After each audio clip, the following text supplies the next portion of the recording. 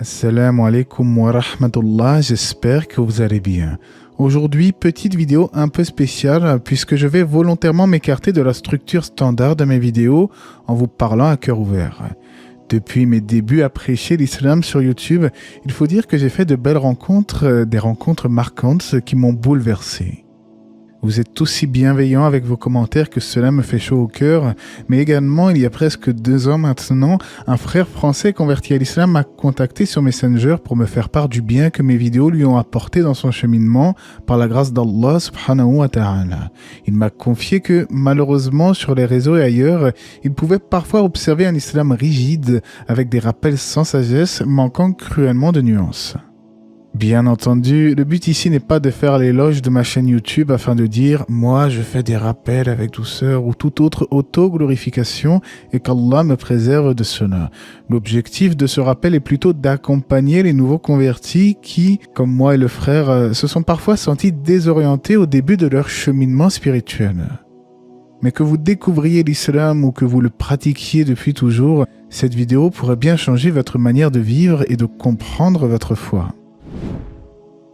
Tout d'abord, pour ceux qui ne me connaissent pas, je me suis moi-même converti très jeune, vers l'âge de 16 ans, et j'ai commencé à fréquenter les mosquées vers 17-18 ans. J'y ai bien entendu fait de belles rencontres, tout en expérimentant des situations pour le moins délicates parfois. Le truc, c'est que lorsque l'on est jeune, il est évident que certaines personnes ne prennent pas forcément la démarche au sérieux, comme ce fut le cas de mes parents, certains de mes camarades de classe, voire même des gens de la mosquée elle-même. Même si ceci est blessant, avec du recul, je peux le comprendre, car même si j'ai toujours été très introspectif et réfléchi concernant les grandes questions liées à l'existence, eh bien, c'est vrai qu'à cet âge-là, les gens ne comprennent pas forcément la chose. Conversion à une religion à 16 ans, 17 ans, et ils pensent que tu te prends pour un arabe ignorant que l'islam est une religion universelle. Mais Allah nous rappelle à maintes reprises dans son livre l'universalité de l'islam, comme dans le verset « Dis, Mohammed, ô homme, je suis pour vous tous le messager d'Allah à qui appartient la royauté des cieux et de la terre. » Bien entendu, aujourd'hui mes parents ont très bien compris ce qu'il en est vraiment, alhamdulillah, et savent très bien que j'ai trouvé ma voie après de longues réflexions. Premier conseil donc que j'adresse aux nouveaux musulmans et aux repentis, ne prêtez pas attention aux critiques et à l'incompréhension de votre entourage. Car n'oubliez pas que durant les premières années de la révélation du Coran au prophète Mohammed, les musulmans étaient eux aussi peu nombreux, dénigrés et moqués. Ce n'est pas grave en réalité, tant qu'Allah est de notre côté. Ceci est donc selon moi la première étape.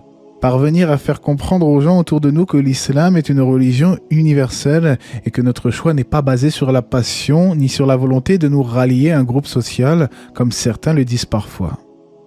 Mais il y a ensuite une autre étape, celle de l'approfondissement de la religion, la lecture, les études et le fait de rencontrer des frères à la mosquée.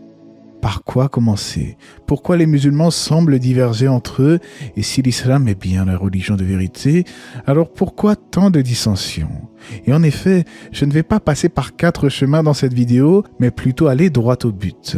J'ai trouvé dans l'islam des réponses cohérentes et efficaces à mes questions existentielles, mais je me suis aussi vite rendu compte que notre communauté est morcelée en différents groupes, et ceci est une réalité.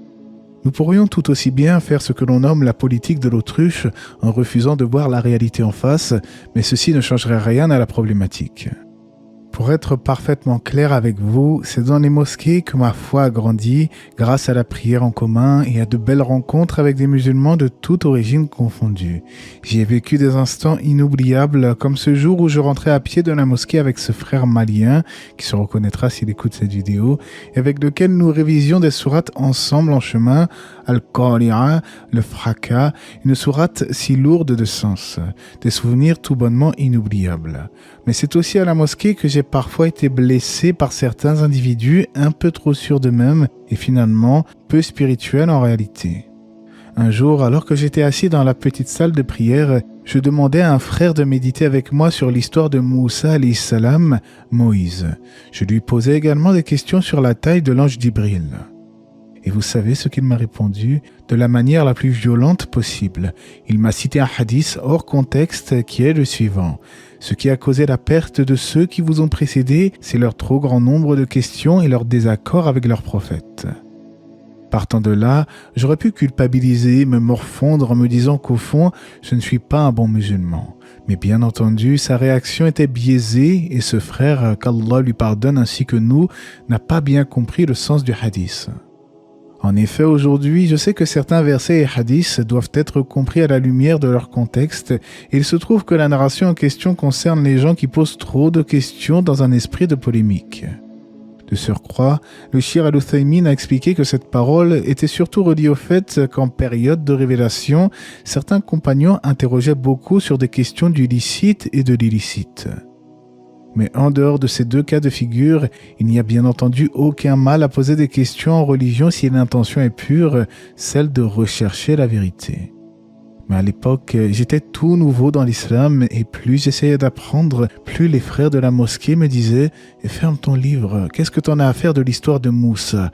L'important c'est la da'wa sur le terrain, mon frère. » Et c'est ainsi que j'ai commencé à étudier seul chez moi, loin de ces gens quelque peu toxiques qui ne m'encourageaient pas à apprendre. Pourtant, je continuais à aller à la mosquée, alhamdulillah, et j'ai d'ailleurs rencontré des gens comme moi qui avaient soif d'apprendre. Au passage, à tous ceux qui me disaient à cette époque « la lecture ce n'est pas important dans la prédication », je réponds simplement en disant que l'on ne peut pas pratiquer sa religion sur la base de l'ignorance et que la connaissance sert toujours, surtout dans le prêche.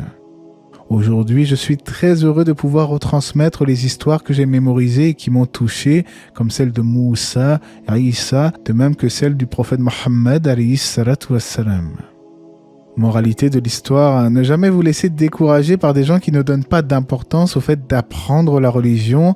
Au contraire, c'est en apprenant que vous découvrirez ce qu'est vraiment l'islam. Allah nous incite à apprendre notre dîn dans de nombreux versets, car il est impossible de vivre sereinement sa foi sans un minimum de connaissances. Il nous dit en ce sens, et dit « Ô mon Seigneur, accrois mes connaissances ». Mais Allah nous dit également dans la sourate At-Tawbah, les croyants n'ont pas à quitter tous leur foyer. Pourquoi de chaque clan quelques hommes ne viendraient-ils pas s'instruire dans la religion pour pouvoir, à leur retour, avertir leur peuple afin qu'ils soient sur leur garde? Pour information, ces gens qui ne m'encourageaient pas à apprendre, ce sont des musulmans qui faisaient du porte-à-porte en voyageant de mosquée en mosquée, voire de pays en pays pour transmettre le message. Et même si l'intention est louable, et cela ne suffit pas toujours dans notre religion, mais j'y reviendrai. Alors bien sûr, petite précision, cette vidéo n'a pas pour but de créer la division et la polémique. Au contraire, pour ceux qui me connaissent, vous verrez qu'en réalité j'ai de l'amour pour tous ces frères et que je leur veux du bien. C'est pour ceci que dans mes vidéos, je ne cesse de marteler à qui veut l'entendre que les musulmans doivent s'unir et non se diviser et rester divisés. Quoi qu'il en soit, il est évident que dans les mosquées, en dehors de la lecture du Coran et de l'histoire des prophètes, nous pouvons aussi trouver Riyad al-Salihin ou le recueil de Muslim et d'Al-Bukhari. C'est un sujet important, écoutez bien, surtout aujourd'hui où beaucoup de gens se mettent à douter de la fiabilité des hadiths. La première fois que j'ai lu des hadiths, cela m'a beaucoup touché car j'étais content d'en découvrir un peu plus sur la modalité des adorations, comment prier, comment suivre la sunna dans telle ou telle chose de la vie du messager d'Allah, alayhi salatu wassalam. Mais bien sûr, le degré d'authenticité varie en fonction des récits et c'est pour cette raison que les savants de l'islam n'ont eu de cesse d'apporter un souci de vérification très rigoureux aux chaînes de transmission. Un jour, j'ai été amené à rencontrer, en dehors de la mosquée cette fois-ci, un converti à l'islam comme moi. Enfin, techniquement, c'est plutôt sa mère qui était convertie et donc il la suivait en toutes choses. Je discutais souvent de religion avec cette personne, mais il ne me comprenait pas toujours, car selon lui, ce seraient les Arabes, voire les califes eux-mêmes, qui auraient inventé les hadiths. Pour ce genre de personnes, les hadiths n'ont aucune légitimité car ils auraient été inventés de toutes pièces pour X raisons. Eh bien, ce garçon a décidé, sous les conseils avisés de sa mère, de mettre fin à nos discussions et de ne plus jamais m'adresser la parole, alors que pour ma part, je ne lui souhaitais aucun mal, subhanallah. Or, si l'on y réfléchit sérieusement, une question essentielle se pose. Sur quoi repose notre certitude que le Coran est bel et bien la parole d'Allah ? Certes, son style inimitable, la profondeur de ses récits, ses enseignements spirituels et ses réponses rationnelles aux grandes questions métaphysiques. Nous sommes d'accord, mais tout cela ne répond pas à une question fondamentale. Comment le Coran est-il parvenu jusqu'à nous? Il nous est parvenu par la transmission des compagnons du prophète, alayhi salatu wassalam. Ce sont eux qui ont mémorisé le Coran de la bouche du messager d'Allah. Eux qui l'ont retranscrit via divers supports comme des peaux d'animaux, des parchemins, et ce sont eux qui l'ont enseigné aux générations suivantes. C'est même sous le califat de Abu Bakr et avec l'accord des compagnons que le Coran fut réuni en un seul et unique tome. Dès lors, une question se pose. Si ces compagnons étaient dignes de confiance pour transmettre le Coran et prendre de telles initiatives qui restent encore aujourd'hui profitables aux musulmans, comment pourrions-nous les considérer comme des menteurs lorsqu'ils transmettent les actes et les paroles du prophète, alayhi salatu wassalam, à savoir les hadiths? Accepter le Coran transmis par les compagnons, tout en rejetant les récits prophétiques, revient à critiquer leur fiabilité, ce qui est intellectuellement incohérent. D'autant plus que le Coran lui-même nous ordonne explicitement « Ô les croyants, obéissez à Allah et obéissez aux messagers. Puis, si vous vous disputez en quoi que ce soit, renvoyez-la à Allah et aux messagers si vous croyez en Allah et au jour dernier. » Alors bien sûr, j'ai eu l'occasion d'étudier les différents arguments cités par ce genre de personnes. Ils aiment souvent citer des versets où il est dit qu'Allah a préservé le Coran et qu'il n'a rien omis dans le livre. Néanmoins, ce qu'ils semblent ne pas bien comprendre, c'est que certes, Allah n'a rien omis dans le livre, Allah n'a rien omis dans le Coran, il est complet. Mais c'est la parole d'Allah elle-même qui nous renvoie, qui nous redirige vers la sunna et les hadiths, en nous exhortant à suivre le messager d'Allah, car il ne parlait pas de sa tête, alayhi salatu wassalam. Mais tout ce qu'il nous a retransmis n'est autre que la révélation de la part d'Allah. Ainsi, les hadiths viennent détailler certaines adorations et certains éléments du culte sans que cela ne remette en cause le caractère complet du livre d'Allah, alhamdulillah. Il existe donc une complémentarité entre le Coran et les hadiths. Sans les hadiths, il est impossible de comprendre pleinement certains aspects de la jurisprudence, car le prophète est celui qui était le plus à même de détailler et d'expliquer la révélation. Ainsi, rejeter la sunna revient non seulement à rejeter une source historique et rigoureusement transmise, mais aussi à priver le Coran de son application pratique, car lui-même, comme je le disais, nous redirige vers la sunna. Allah nous dit dans sa parole de vérité, « Et quiconque fait scission d'avec le messager, après que le droit chemin lui est apparu et suit un sentier autre que celui des croyants, alors nous le laisserons comme il s'est détourné et le brûlerons dans l'enfer, et quelle mauvaise destination !» Alors, certains pourraient peut-être penser, c'est triste tout de même cette scission au sein de la communauté, avec des gens qui rejettent les hadiths, d'autres qui ne s'intéressent pas vraiment à la science religieuse. Pour un nouveau musulman, il risque de se sentir un peu perdu, et je le conçois.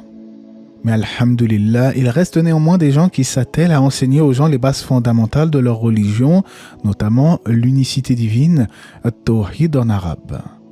J'ai rencontré durant mon cheminement des frères particulièrement soucieux d'apprendre leur religion et je me retrouvais vraiment dans leur façon de penser et de comprendre l'islam. Mais là encore, il y a tout de même à redire sur certaines choses, notamment concernant un esprit partisan parfois très prononcé. Oui, l'islam nous encourage à reconnaître le rang des gens du savoir, car ils ont sacrifié de leur temps et de leur énergie pour nous enseigner la religion. Oui, le musulman ne devrait pas écouter n'importe qui concernant sa religion, car il y a des gens qui disent parfois beaucoup de bêtises. Mais cela ne signifie pas pour autant qu'il faille boycotter tous les ouvrages des librairies islamiques, ni mettre en garde sur tout ce qui bouge sous prétexte de vouloir préserver la religion. Je reconnais d'ailleurs moi-même avoir été parfois un peu dur et fermé durant une certaine période de ma vie jusqu'à ce que j'étudie réellement ma religion et que je comprenne que l'islam, ce n'est ni la haine ni l'exclusion. Certains passent leur temps malheureusement sur les réseaux ou dans les mosquées à prôner un islam excessivement sévère. Ils prétendent par exemple qu'il serait interdit d'éprouver un amour naturel envers un non-musulman qui ne serait pas hostile à l'islam. Or, vous le savez très bien, en islam, il n'est pas interdit d'éprouver un amour naturel pour une personne. Ce qui est répréhensible en revanche, ça serait d'aimer ou d'approuver sa part de mécréance en elle. Ainsi, certains de nos coreligionnaires résument la religion à une vision binaire, propageant des avis violents ainsi qu'une compréhension superficielle, et ceci de manière très agressive. Or, ils font totalement fausse route, car n'est-ce pas que le prophète alayhi salatu wassalam nous a dit « Allah est doux et il aime la douceur. Il octroie en contrepartie de la douceur ce qu'il n'octroie pas en contrepartie de la rudesse ou de quoi que ce soit d'autre. Plus encore, Allah nous dit dans sa parole au sujet de son messager, alayhi salatu wassalam, c'est par quelque miséricorde de la part d'Allah que tu, Muhammad, as été si doux envers eux. Mais si tu étais rude au cœur dur, ils se seraient enfuis de ton entourage. Donc, petit rappel à ces frères qui pensent que l'islam, c'est agir avec dureté en toute situation ou dans leur manière de dialoguer avec les autres musulmans. Prenez garde au fait d'aller à l'encontre de l'éthique de notre belle religion. Et là encore, c'est dans la lecture et l'étude que j'ai trouvé des réponses à ces problématiques auprès d'érudits sages et instruits, maîtrisant réellement ce qui est voulu par la législation. C'est pour cette raison que l'érudit contemporain, le Cheikh Al-Ousaymin, m'a beaucoup inspiré et aidé à travers ses écrits et ses ouvrages, car lui-même appelait les musulmans à rester prudents dans leur jugement sans se précipiter et à ne surtout pas s'affilier à un groupe en islam dans l'absolu. Et ceci sous aucun prétexte. L'affiliation à Hizb Mu'ayyan en islam, à un groupe en particulier, est strictement interdite. Ce qui nous amène à mon deuxième grand conseil de la vidéo. Si vous cheminez vers Allah, évitez de vous attribuer une étiquette qui ne serait pas celle de l'islam et des musulmans, car Allah nous dit clairement dans le Coran, et qui profère plus belle parole que celui qui appelle à Allah, fait bonne œuvre et dit « Je suis du nombre des musulmans ». Le but du rappel ne sera donc pas d'établir une réfutation détaillée de toutes les tendances se réclamant de l'islam, mais juste de nous encourager entre nous. Oui, parfois il y a des choses qui peuvent nous décevoir lors de notre parcours spirituel, mais ceci ne doit jamais nous décourager de cheminer vers le bien, car Allah est avec ceux qui endurent et placent toute leur confiance en lui. Je ne vous cache pas que ce qui m'a beaucoup aidé dans mes premières années d'islam, ce sont des hadiths rassurants comme celui où le prophète alayhi salatu wassalam conseilla à Ibn Abbas « Et sache que si la communauté se mettait d'accord pour te faire profiter d'une chose, elle ne t'en ferait profiter que si Allah l'a déjà inscrite pour toi. Et si elle se met d'accord pour te nuire, elle ne pourra te nuire que si cela a déjà été inscrit à ton encontre. Certes, les plumes qui inscrivent le destin sont levées et l'encre sur les feuilles a séché. Partant de là, à quoi bon se torturer l'esprit et se lamenter sur l'état de la communauté? Tout ceci était un décret divin et nous n'avons aucun contrôle sur les événements. Néanmoins, est-ce que cela signifie que nous devons nous complaire dans la division et ne pas chercher à s'entendre? Bien au contraire, Allah nous exhorte à rechercher l'entente et la cohésion, comme dans le verset « Et cramponnez-vous tous ensemble au câble d'Allah et ne soyez pas divisés ». Je vous avais prévenu en début de vidéo que j'allais vraiment tout vous dire sans langue de bois dans mon rappel, mais ne vous y trompez pas. Mon but n'est pas de vous faire peur, mais d'être le plus transparent possible sur les défis et les obstacles que l'on peut rencontrer durant nos premières années d'islam. Je pourrais dire que tout va bien et que tous les musulmans sont unis, mais ça serait vous tromper et malheureusement, il y a parfois des gens qui désertent rapidement les mosquées car ils ne sont pas forcément préparés psychologiquement à ce type de problématique. Mon conseil est donc le suivant. N'ayez crainte, les frères de la mosquée sont pour la plupart très ouverts, gentils et sociables, réunissant un grand nombre de nationalités différentes, ce qui fait tout le charme de notre religion. En islam, il n'y a pas de barrière ethnique ou sociale, nous sommes tous égaux devant notre Créateur, à l'adorer et à le servir. Mais au niveau théologique et spirituel, vérifiez toujours les informations dans le Coran et la Sunna sans être trop méfiant lorsqu'on vous parle, ni trop ouvert non plus. Je pense sincèrement qu'il faut trouver un juste milieu, un équilibre délicat afin d'être un musulman qui n'est ni laxiste en religion, en prenant les choses à la légère, ni dur jusqu'à en devenir quelque peu extrémiste. Après cela, certains me demanderont sûrement par quoi commencer notre apprentissage, comment bien étudier sa religion de manière sereine. Traditionnellement, la méthode islamique d'apprentissage consiste à étudier auprès d'un shir en particulier ou au sein d'une école de fiqh, jurisprudence. En effet, dans la mesure où il existe de nombreuses divergences dans des domaines tels que la modalité de la prière, la question de savoir si le sommeil annule les ablutions, etc., eh bien, le musulman débutant, ne disposant pas encore de toutes les clés pour comprendre les tenants et les aboutissants, a tout intérêt à se référer à une voie précise. Cela lui permet entre autres de se structurer jusqu'à acquérir suffisamment de savoir pour être en mesure d'évaluer et de trancher entre les différents avis. Or, cette capacité n'est pas chose aisée et n'est atteinte que par des érudits profondément versés dans les sciences religieuses depuis leur plus jeune âge. Il convient donc de se méfier de certains jeunes qui étudient depuis quelques semaines à peine et prétendent déjà savoir quel serait l'avis le plus proche de la vérité, comme ils disent souvent. L'imam Malik disait parfois qu'il réfléchissait à une question pendant 10 ans sans en avoir trouvé la réponse. Que dire de nous autres, simples musulmans ordinaires ? Ne nous précipitons pas, restons prudents car nous parlons ici de la religion d'Allah, le créateur des cieux et de la terre. Concernant les livres, je ne dirais pas comme certains prédicateurs qu'il faut se restreindre à étudier uniquement une discipline. Si un musulman est soucieux d'acheter des ouvrages de religion, alors il devrait selon moi faire une bonne commande comprenant tout ce qui lui sera essentiel pour sa foi. Il me semble que personnellement ma première véritable commande de livres c'était des ouvrages sur le Tawhid, la base, la biographie du prophète alayhi salatu wassalam et Riyad al-Salihin commenté par Sheikh al-Uthaymin. Après, il y a eu les tafsirs et l'histoire des prophètes, etc. Tous les thèmes sont essentiels et aucun ne doit être mis à l'écart, comme le disent certains parfois en disant « At-Tawhid en premier ». D'accord, très bien. Et l'histoire des prophètes, ça ne parle pas de Tawhid. La sira de Rasulullah sallallahu alayhi wa sallam, ça ne parle pas de Tawhid peut-être. Ce n'est pas des histoires que j'invente, c'est des choses réelles, mes frères et sœurs. Des fois, on peut lire ou entendre des choses complètement ahurissantes, surtout sur les réseaux sociaux. Bref, je vais conclure mon rappel avec un dernier conseil qui, je l'espère, vous sera profitable. En tant que musulmans, nous nous posons parfois beaucoup de questions, surtout au début de notre cheminement. Or, l'apprentissage des règles fondamentales de notre religion nous permettrait souvent d'éviter de tomber dans des ambiguïtés et de ne pas nous laisser influencer par différentes tendances. Il convient donc d'œuvrer avec sincérité et conformité avec la législation islamique. Celui qui œuvre avec sincérité mais sans se conformer au texte du Coran et de la Sunna tombe alors dans l'hérésie religieuse bid'a. A l'inverse, celui qui se conforme au texte sans sincérité est un hypocrite. Il est donc primordial d'allier la sincérité du cœur, al-ikhlas, au suivi de la législation, al-mutaba'a. Ainsi, je conseille à tous les frères musulmans de cheminer avec un cœur pur sur la voie du Coran et de la Sunna et de ne pas se diviser, et ce pour 2 raisons. La première et la plus évidente est qu'Allah nous ordonne dans le Coran de nous unir et de nous accrocher tous ensemble au câble d'Allah. Il nous avertit également que la division entraîne la perte de notre force et notre humiliation. Et n'est-ce pas d'ailleurs la situation dans laquelle nous vivons aujourd'hui ? Tout musulman peut constater cela. Et la seconde raison concerne l'image que nous donnons aux convertis à l'islam et aux nouveaux repentis.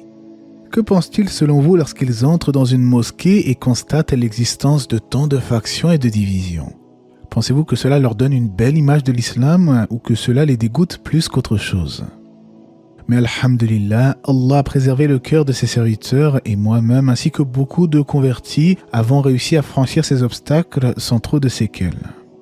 À vrai dire, je dirais même que cela m'a été bénéfique dans une certaine mesure, car Allah m'a permis de tirer du bien de chacun de ces groupes sans pour autant adhérer aujourd'hui à l'un d'entre eux.